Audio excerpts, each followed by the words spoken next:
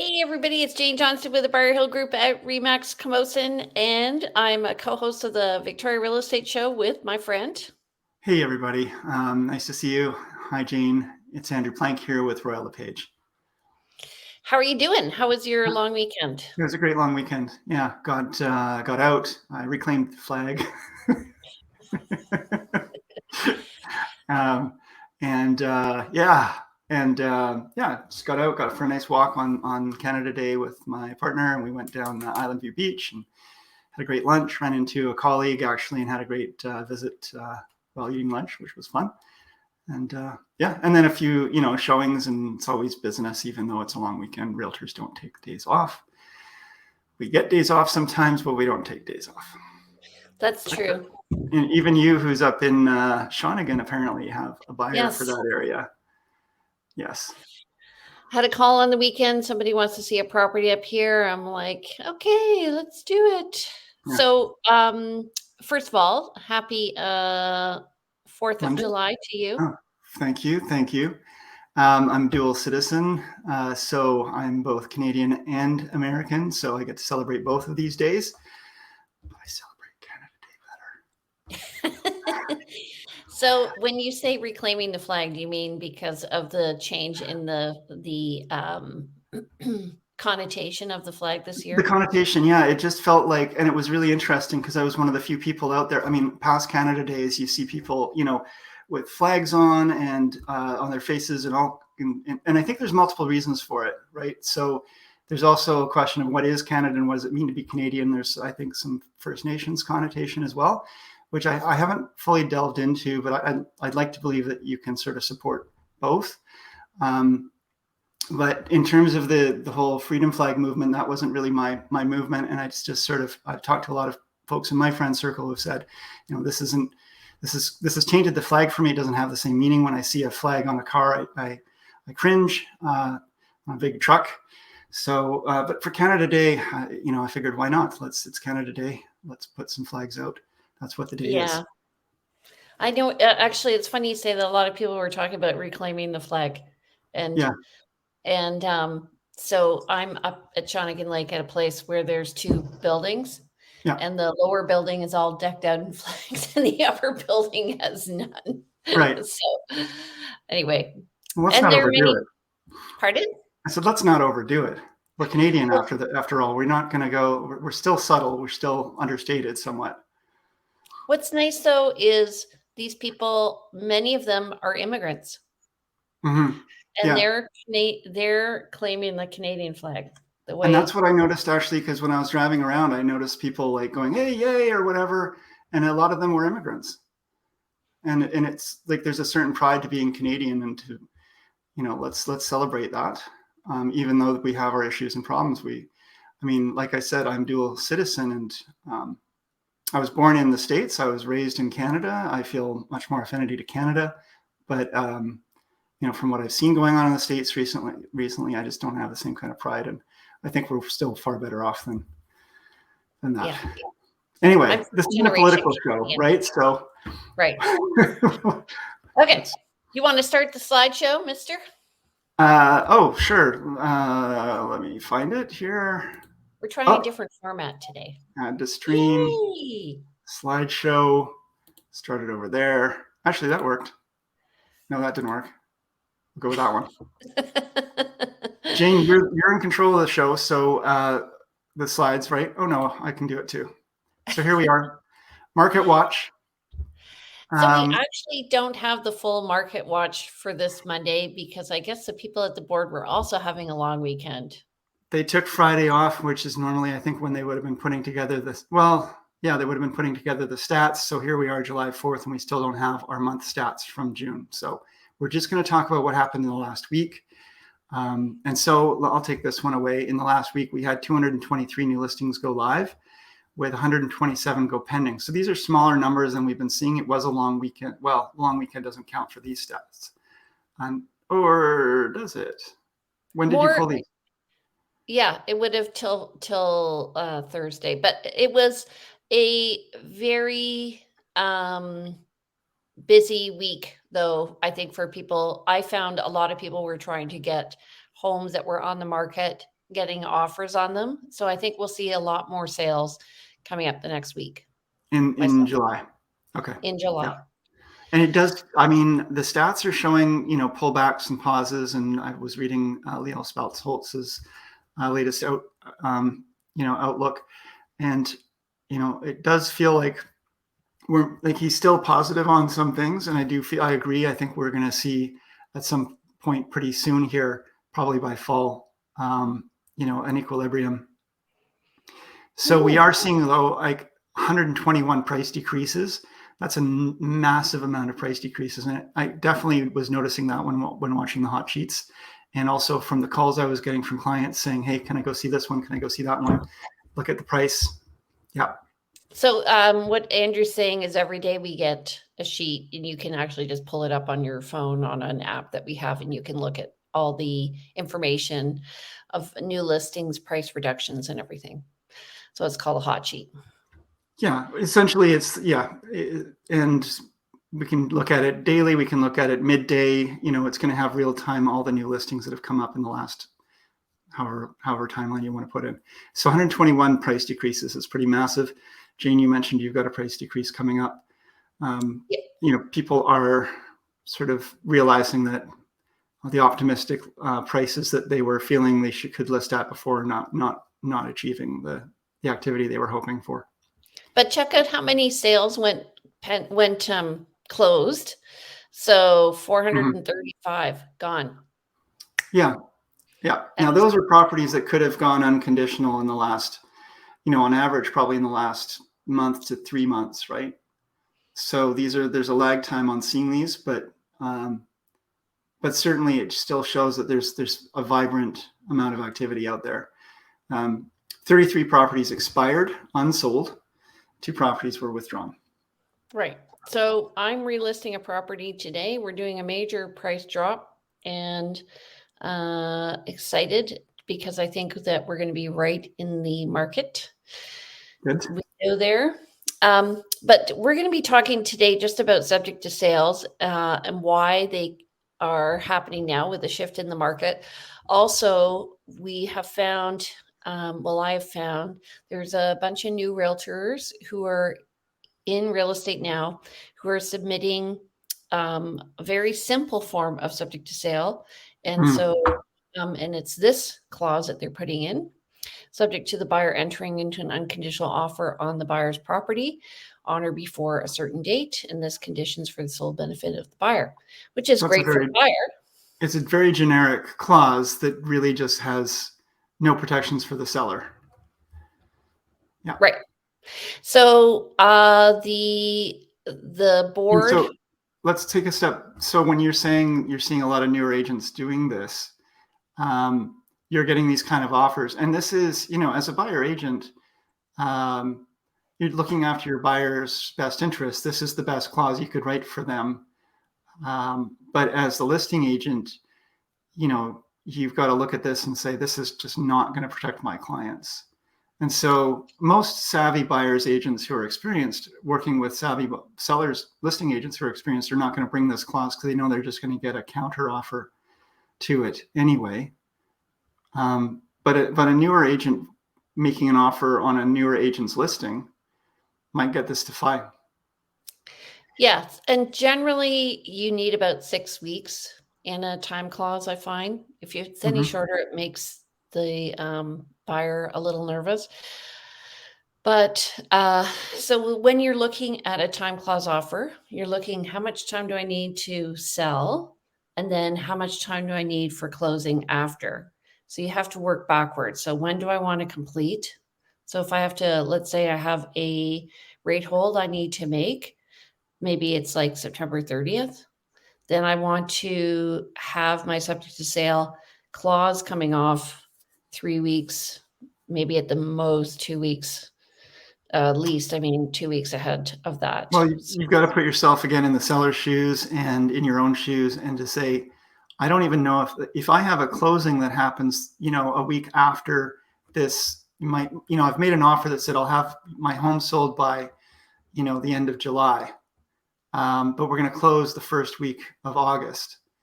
Then nobody knows if they're moving until the end of July. You've got 1 week to put all your ducks in a row, get your lawyers together, and move home. So it just doesn't work. And so that's why you need to have that gap, and you need to have more time for these time clause offers as well, because there's the ambiguity, the unknown of whether or not And anything's going to happen. you need to check your lawyer is actually available. Plus, it Yeah. takes a long time if you're getting a mortgage on your property to get that all arranged. Right. Yeah. So this is we have 4 forms that we use. One's the time clause form 1, which is the subject to sale form. And don't worry, folks, we're not going through these in detail today. Then the time clause form 2, which means that they there has been a notification by the second buyer that there has been a sale on their property, and so they send this to the the seller sends this to the wait a minute. First time clause 1 is you write the offer. Time clause form 2 is the backup offer. And then time clause form 3 is a letter of notification from the seller to the first buyer. And the time clause form 4 is the first buyer removing their conditions. That's clear as mud, right? So when you bring your offer, a standard offer, attached to that standard offer, if you do need to have your home sold in order to make that happen, you're going to include the time clause form 1. And then if you've got and then that property is under contract. Now, if Jane's working with a buyer and they make an offer on a property and they use that form, and then I've got buyers who say, I'm interested in that property. And I tell them, look, it's under contract, but it's a subject to sale offer. There is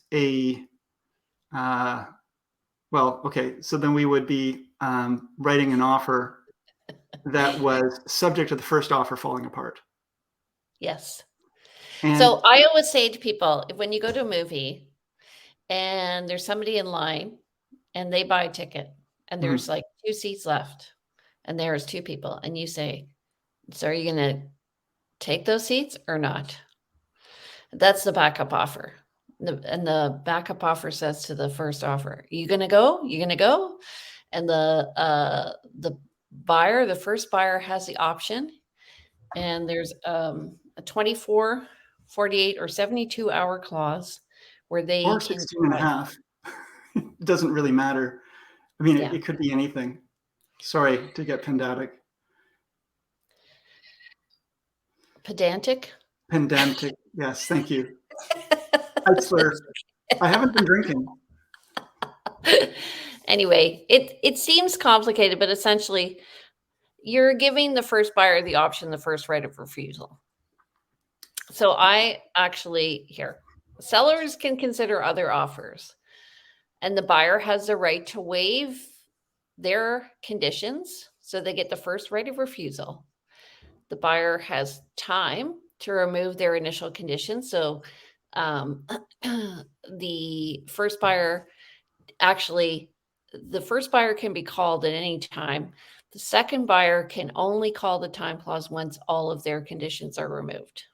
That kind of, again, depends on how that contract's written, though. I have seen contracts written where it could be written so that the time clause can get called just at an accepted offer, although that's not a very good idea. I wouldn't do that. For multiple reasons, yeah. And also, as a buyer agent, you can add in that you want the time to remove your conditions. So you get 7 to 10 days to remove your conditions. And then the seller can get their time clause form 3 issued if they have another offer in play. I'm just going to say, by the way, to all of our audience here, anybody watching this, time clauses and subject to sale offers are complicated and confusing. And maybe we could explain this better, but it is something that's best explained in person and situational. Although there's really common ways to do this, there's also a lot of different ways to do this. And so it's really important to, get advice of your realtor and to understand how this really does work. Yeah. So essentially for the seller, here's the problem. Well, here's the pro. The pro is that you have an offer on your property. And you go, I have a motivated buyer who's got their house for sale. What if they don't sell? That's a negative. Now, what's going to happen with all the other people who want to view the property? As a seller, do I want that? Do I want that condition? There's a lot of buyers who will not want to view a property that has an offer accepted on it, even subject to sale offer, even though there is an option to bump that first offer where there isn't in a normal regular backup offer.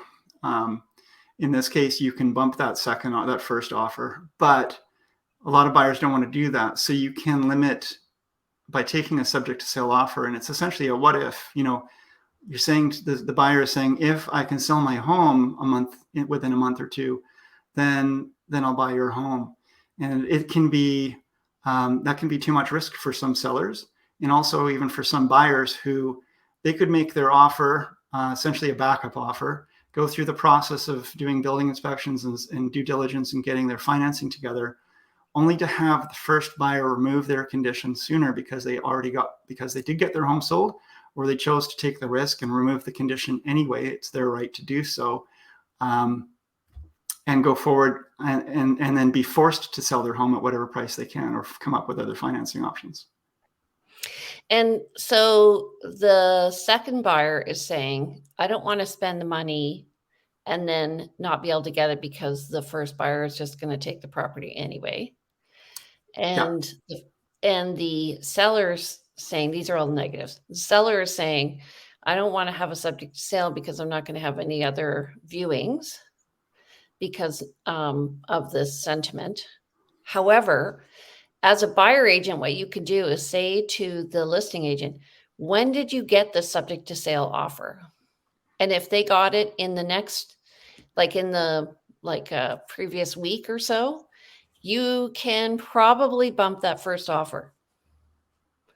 Well, even if it's a month or two down the road, if they're still overpriced and they have an unsaleable home, I just recently had a property. We wrote an offer on it. My clients viewed it.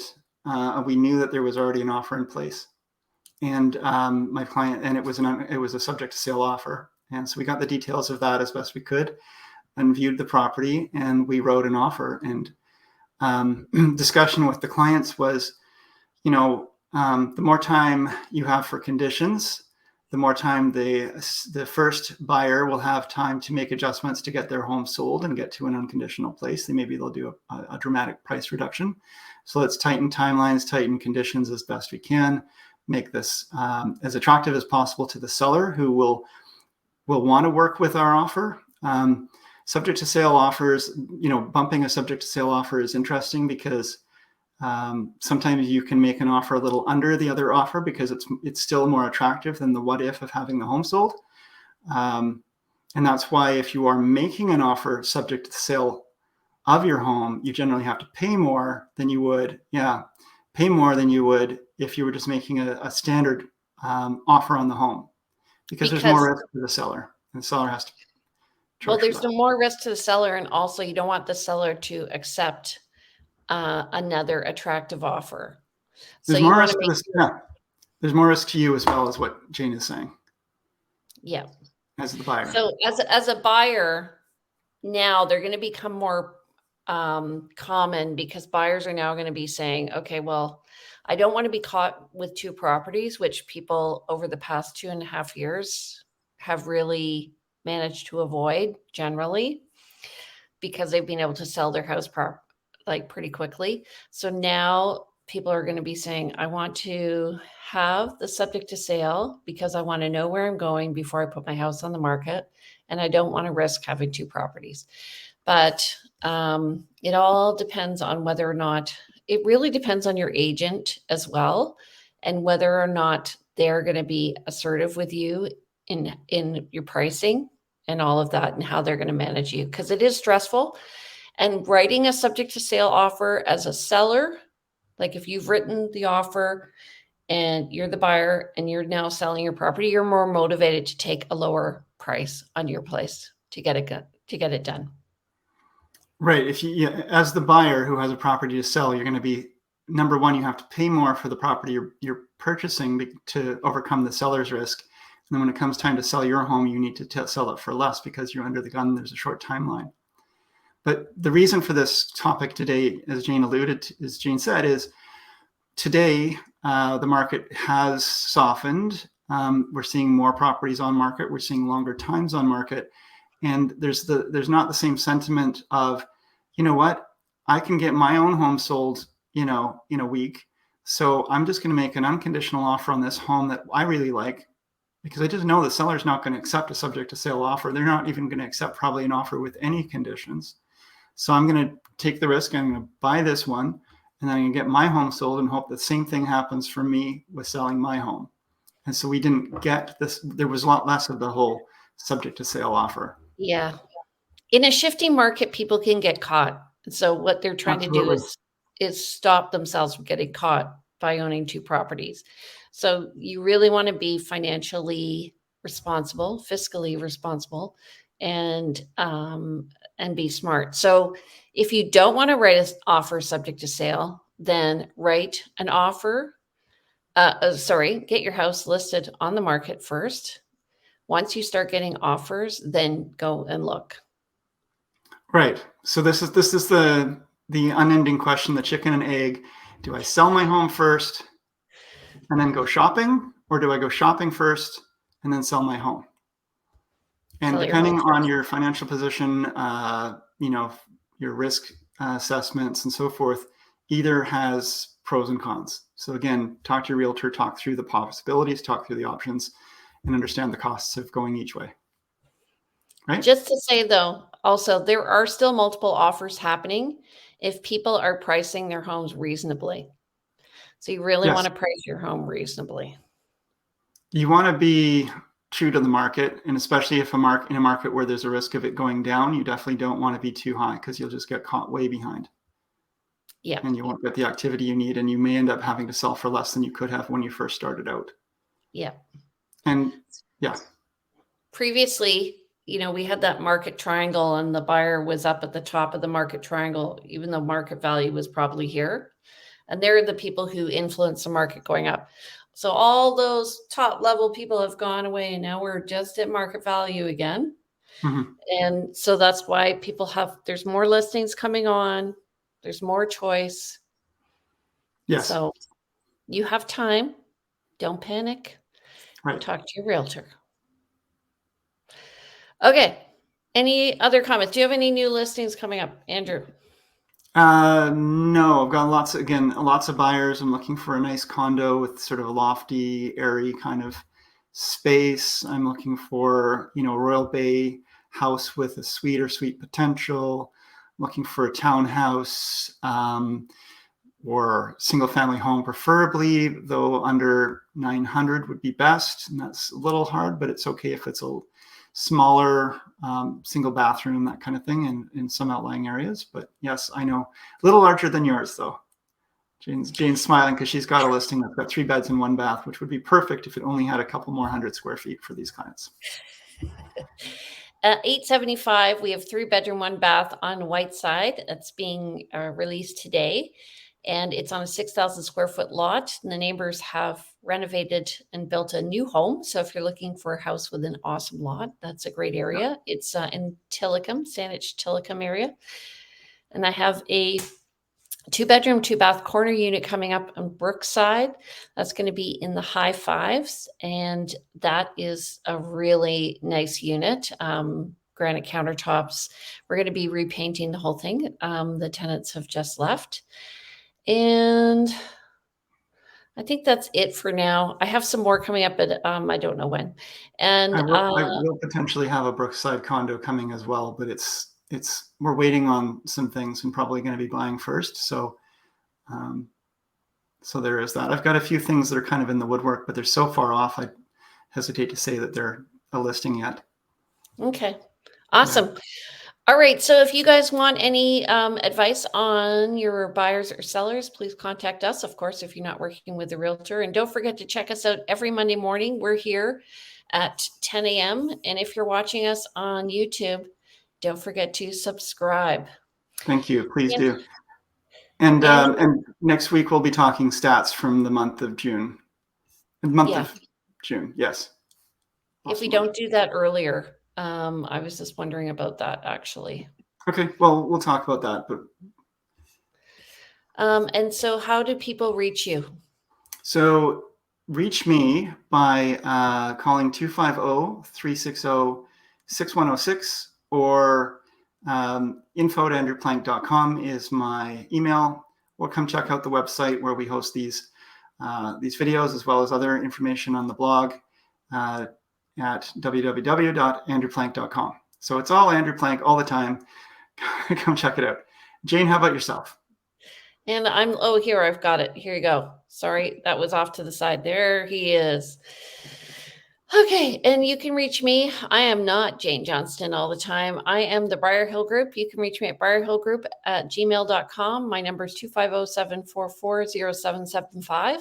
And I have two websites, one with all these lovely videos on it and information about neighborhoods buying and selling at vancouverislandtime.com. Or you can just find out about real estate and what's on the market at briarhillgroup.com. All right, take care, my friend. Have Okay. a safe and happy weekend. Talk Thanks to you indeed. later, everybody. See you See you next later. Monday, See you 10 next a.m. Monday. Or sooner, sounds like. We'll Maybe. talk. We'll Okay. talk. Bye. Bye.